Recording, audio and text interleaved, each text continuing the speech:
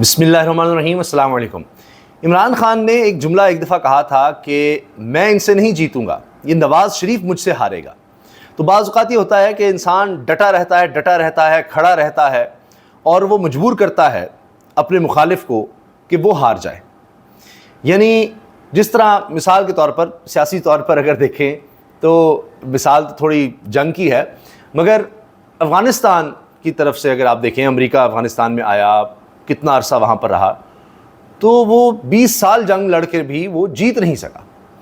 तो इस तरह के भी टैक्टिक्स होते हैं कि उस तरह अफ़गानिस्तान का मुकाबला नहीं कर सकता था अमेरिका का, लेकिन वो लगे रहे, आखिर में अमेरिका को थका दिया और वो फिर अफ़गानिस्तान से चला गया।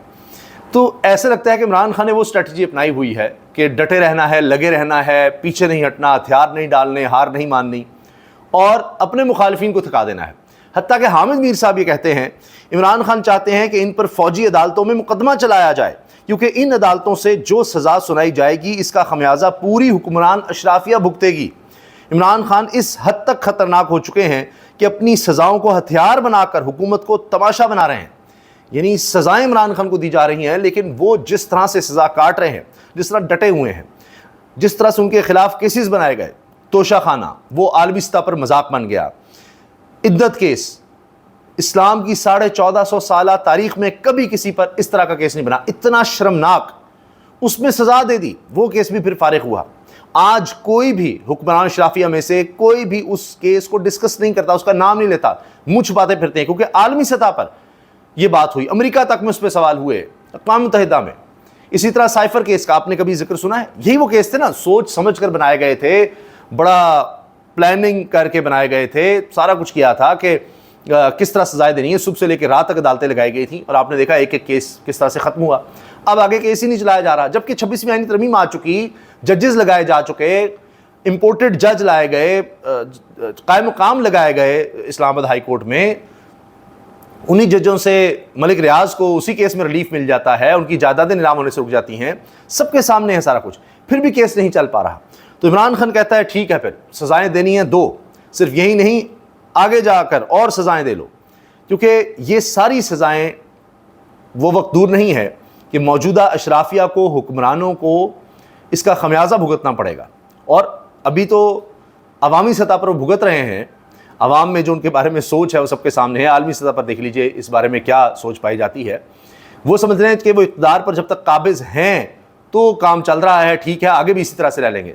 जिस दिन भी ये इक़्तिदार गया, सदा तो नहीं रहना, तो फिर देखिएगा उनका क्या हाल होगा। किसी को मुंह दिखाने के काबिल नहीं होंगे कि आपने किस किस तरह के केस बनाए थे। पीपल्स पार्टी एक फ़ोन कॉल की मार है, इन्हें कोई फरिश्ता या याजूज माजूज कॉल करेगा तो इनका बड़ा भी बजट पर वोट देगा। पीपल्स पार्टी सड़कों वाली मखलूक ही नहीं, एयर कंडीशंस वाली मखलूक है, उमर अयूब ने कहा। उमर अयूब की तो आज तकरीर भी नहीं सुनाई गई, वाईफाई तक इंटरनेट बंद कर दिया कि इसकी तकरीर कहीं किसी तरह से रिकॉर्ड ही ना हो जाए। ये हाल हो गया है अब कि अपोजिशन लीडर की तकरीर भी नहीं बतानी है बजट पर। पीपल्स पार्टी कह रही है ओहो हम तो नहीं बजट पास होने देंगे, हम इस तरह का बजट नहीं होने देंगे। ये वही तरीका है, वारदात है कि जी 6% हम तनख्वाहें बढ़ा रहे हैं, फिर नहीं शहबाज शरीफ ने कहा नहीं, कम है सरकारी तनख्वाहें, 10% बढ़ा दें। और भाई सरकारी तनख्वाहें बढ़ा रहे हो, सरकार की तनख्वाहें बढ़ा रहे हो ताकि अफसर आपके अहकामात मानते चले जाएँ, वो बस खुश रहें, बाकी लोगों का क्या होगा? ये जो तनख्वाहें हैं ये देनी तो टैक्स ही, आपने टैक्स बढ़ाते चले जा रहे हैं। वही हरकत ये करेंगे पीपल्स पार्टी। देखिए जी, यहाँ से हमने थोड़ा सा इतना करवा लिया, अपने प्रोजेक्ट्स कुछ मंजूर करवा लेंगे, पीपल्स पार्टी वाले अपने फंड्स मंजूर करवा लेंगे। पहले भी देखा था आपने कि बिलावल साहब को जनाब वो पता नहीं कितने अरब रुपए के फंड्स जारी हो गए और वो कि सारा कुछ ठीक हो गया। तो वही होना है पीपल्स पार्टी का सारा केस और ये सब कुछ। अच्छा ये देखें, अब 26वीं आईनी तरमीम के बाद भी ये हाल हो गया है कि जजेस जो हैं वो तंग आ गए हैं इस हुकूमत से कि हमें इतना बेइज्जत करवाते हो, अगर हमसे सजाएं दिलवानी भी हैं कोई तरीकाकार तो हो, कोई सबूत तो हो। मैं आपके सामने दो ऐसी मिसालें रखने वाला हूं। पहले तो सुनिए इंसदाद दहशतगर्दी अदालत में क्या हुआ। 5 अक्टूबर को जलाओ घिराव के 2 मुकदमात, अदालत ने अलीमा खान और उज़मा खान की बुरी जमानत कन्फर्म कर दी। अभी 5 अक्टूबर का वाक़या है, दोनों बहनों पर जलाओ घिराव का इल्ज़ाम लगा करके जलाओ घिराव उन्होंने किया, पता नहीं हमले किए हैं, दहशतगर्दी की है, ये बेचारी बूढ़ी ख़वातीन साइड पर खड़ी हैं सड़कों पर, तो इन पर मुकदमे बना दिए। अब इनकी अबूरी जमानत थी, जमानत मिलती चली जा रही थी, अब वो कन्फर्म हो गई। क्यों कन्फर्म होगी वो जरा सुनिए। आप जानबूझकर बेल लंबी कर रहे हैं, आप जानबूझकर अदालत में पेश नहीं होते, कोर्ट में आना पसंद नहीं कर रहे, तो पुलिस के पास कैसे जाएंगे? शामिल कुरैशी की जमानत में भी आपने यही किया, 8 माह बेल चलाई और अदम पैरवी खारिज कर दी। पिछली समात पर भी आपने कहा वो फैसलाबाद हैं, अदालतों का नाम ख़राब ना करें, साल साल बेल चलाकर। इंसदाद दहशतगर्दी अदालत के जज अरशद जावेद ने समात की। खैर इन्होंने ये समात कन्फर्म कर दी। होता ही है यहाँ पर केसेस में जो प्रोसिक्यूशन है उनकी कोई पता लगता है कि जी कोई उनकी तरफ से कोई गवाह पेश होना है, उनके पास रिकॉर्ड है जी, वो तफ्तीशी नहीं है, वो फैसलाबाद चला गया जी, वो रिकॉर्ड भी साथ ले गया जी। अजीब व गरीब खेल हो रहे हैं यहाँ पर, अजीब व गरीब। तो वो केस यहाँ पर ख़ुद भी नहीं चलाए जाते। यही हम देख रहे हैं शाम कुरैशी के केसेस में, डॉक्टर यास्मीन राशिद साहब के केसेस में, दीगर केसेस में यही हरकतें हो रही हैं। इमरान खान की बहन अलीमा खान और उज़मा खान को लाहौर की इंसदादी दहशतगर्दी अदालत से बड़ा रिलीफ मिल गया। अदालत ने 5 अक्टूबर जलाओ घरा मुकदमे में दोनों की बुरी ज़मानतें कन्फर्म कर दी। उनकी अब ज़मानतें कन्फर्म हो गई हैं और बुरी चल रही होती है कि जी अच्छा अगली डेट तक ज़मानत, अगली डेट तक, उन्होंने कन्फर्म ही कर दी हैं। अच्छा ये बड़ी दिलचस्प बात है। शाकिर महमूद अवान बड़े मेहनती सहाफ़ी हैं, बड़ा जुल्म भी इन्होंने बर्दाश्त किया, बड़े अच्छे रिपोर्टर हैं। ये जेल में जो ट्रायल हो रहे हैं उनको कवर कर रहे हैं। अब जाकर खुद आंखों देखा हाल बता रहे हैं और बड़े अच्छे तरीके से रिपोर्ट कर रहे हैं कि 9 मई की साजिश अगर कोई समझना चाहता है तो वो सिर्फ ये देख ले, पुलिस रिकॉर्ड के मुताबिक वाक़े से 2 दिन पहले, यानी 9 मई का वाक़या है, उससे 2 दिन पहले 7 मई को 2 पुलिस एहलकार भेस बदलकर पीटीआई कारकुन बनकर ज़मान पार्क इमरान खान की मीटिंग में शामिल हुए। आप सोचिए ज़रा, अगर कभी आपको मौका मिला हो, साफ़ियों से आप पूछ लें किसी से, अगर आप जानते हैं कि क्या वहाँ पर जो मीटिंग होती है तहरीक इंसाफ की, वहाँ इतने इंसान है, कोई भी कारकुन मुँह उठाएगा और चला जाएगा। जो मीटिंग इमरान खान की हो रही है, सीनियर लीडरशिप की हो रही है कि भाई आप कौन है, वहाँ कितने लोग होंगे, गिनती के लोग होते हैं, सब एक दूसरे को पहचानते हैं। चले फ़र्ज़ किया जी, फिर भी कारकुन के भेस में चले भी गए हैं और किसी ने इनसे पूछा ही नहीं कि भाई आप लोग कौन हैं, यहाँ तो लीडरशिप की मीटिंग हो रही है, यहाँ कोई और कैसे आ सकता है। और साबिक प्राइम मिनिस्टर है, उस तक एक प्रोटोकॉल होता है जाने का। चले फ़र्ज़ किया जी उनकी उस अहम तरीन मीटिंग में जहाँ उन्होंने इतना फैसला करना था, उन्होंने किसी को भी आने दिया, कारकुन है नहीं जी, कोई भी आ जाए, कि जहाँ उन्होंने फैसला करना है, साजिश तैयार करनी है कि हमने जलाओ घराव करना है, वहाँ जो भी आ रहा है आता चला जाए, सारे सुन ले, ऐसे जैसे मजमा लगा हुआ है। खैर उन्होंने कहा जी 2 पुलिस एहलकार भेस बदल कर गए और इमरान खान की मीटिंग में शामिल हो गए। फिर ये 8 मई को फिर गए और 9 मई को भी गए।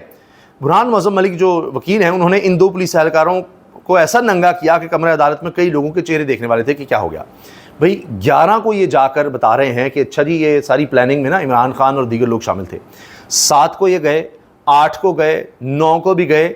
इन्होंने कभी किसी को बताया ही नहीं जाकर अफसरों को कि जी वहाँ साजिश तैयार हो चुकी है। ना 7 को बताया, ना 8 को, ना 9 को कि जी जा रहे हैं, ये वहाँ पर हमले करेंगे। अच्छा फिर हमले होने दिए तो इसका मतलब है आप खुद शामिल थे, आपको साजिश का भी पता लग गया कि ये हमले करने वाले हैं तहरीक इंसाफ वाले आकर, तो आपने होने दिए, पुलिस भी हटा दी, सारा कुछ हटा दिया, कुछ भी नहीं किया। और 11 को जाकर ये बता रहे हैं कि अच्छा ये तो साजिश में तो जनाब बयान दे रहे हैं कि जी वो इमरान खान थे, वहाँ पर मीटिंग हुई थी, ये हुआ था। कमाल नहीं है? ये देखें आप। तो इसी तरह भी और चीज़ें सामने आ रही हैं, वो झूठ के पाँव नहीं होते। सुनने में आ रहा है कि भून और तारड़ चैम्बर्स में पैसों के बैग बांटे फिर रहे हैं। क्या रूल ऑफ लॉ की कीमत लग गई है? अल्लाह का वास्ता है कि कानून और हमारे बच्चों के मुस्तकबिल का सौदा ना करें। चीफ जस्टिस ने कहा कि वो इतने मसरूफ़ हैं कि 15 दिन इमरान खान का केस नहीं सुन सकते और अगले ही दिन बार में बैठे थे। आप इस कौम को इंसाफ दें, यह आपको सर पर बिठा लेगी। हम वकला कम्युनिटी से अपील करते हैं कि 26वीं तरमीम के बाद 27वीं की तैयारी हो रही है। ये पाकिस्तान के लिए बहुत अहम और ज़रूरी मामला है। इस कौम का सोचें और रूल ऑफ लॉ के लिए खड़े हो जाएं। हम आपके साथ हैं। ये अलीमा खान साहिबा, इमरान खान की बहन, ने यह बयान दिया है। और जी आखिर में खैबर पख्तूनख्वा का बजट इमरान खान से ज़रूरी लोगों की मुलाकात के बाद इमरान खान की इजाज़त से पेश होना चाहिए। इमरान खान की रिहाई पर मादनियात के बिल पर फैसला होगा। पहले इमरान खान रिहा होगा, फिर मादनियात के बिल को देखा जाएगा। सीनियर सहाफ़ी जुनैद सलीम साहब कहते हैं खैबर पख्तूनख्वा असम्बली के अरकान इस वक्त बजट के मामले पर 2 हिस्सों में बढ़ चुके हैं। इतलात के मुताबिक असम्बली अरकान का एक हिस्सा बजट का बायकॉट करने जा रहा है, जबकि दूसरा हिस्सा बजट पेश करने के हक़ में है।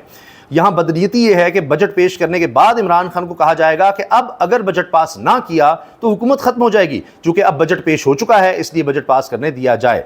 ये भी चल रही है बहस जी कि क्या बजट पास होना चाहिए, नहीं होना चाहिए, इमरान खान से मुलाकात ज़रूरी है, नहीं ज़रूरी, ये सब बातें भी चल रही हैं। तो बहरहाल अदम इस्तेहकाम मुल्क में है, जारी है, और अभी लगता है कि ये बढ़ेगा। आगे चलकर ये अदम इस्तेहकाम बढ़ना है, लेकिन उस दौरान में कहीं ना कहीं आप देखिए कुछ ना कुछ रिलीफ साथ साथ चल रहा है। बाकी तो कहा जाता है, डराया जाता है जी बस अब अभी देखें, अभी तो और क्रैकडाउन होने वाला है। अभी आप देखिएगा ईद के बाद ओहो हो और फॉरवर्ड ब्लॉक आने वाला है। कितनी दफ़ा पेशगोइयाँ हो गई। ये खैबर पख्तूनख्वा की हुकूमत ये भी ले ली जाएगी, गवर्नर राज लगेगा, इन सबको पकड़ लिया जाएगा, अंदर कर दिया जाएगा, कुछ नहीं बचेगा तहरीक इंसाफ का। पहले क्या कुछ नहीं किया, सारी पार्टी तोड़ दी, लोगों को ज़बरदस्ती छुड़वाया, गन पॉइंट पर जनाब बयानात दिलवाए, इंटरव्यूज़ हुए, क्या क्या नहीं हुआ। उसके बाद आप देख लीजिए तो वो फिर भी मज़ामत की लामत बने हुए हैं, इतने ज़बरदस्त तशद्दुद के बाद भी। तो इससे भी ज़्यादा अगर आपने करना है कर लें, लेकिन देखें कि केसेस भी भुगत रहे हैं और कहीं ना कहीं उनको रिलीफ मिल जाता है, इसलिए कि वो डटे हुए हैं। क्या करेंगे, कितना आप 26वीं आईनी तरमीम के ज़रिए जज लगाकर कितना आप कानून और आइन के साथ खेल खेल लेंगे और कब तक कर लेंगे, कितना अरसा कर लेंगे। इजाज़त दीजिए, अल्लाह हाफ़िज़।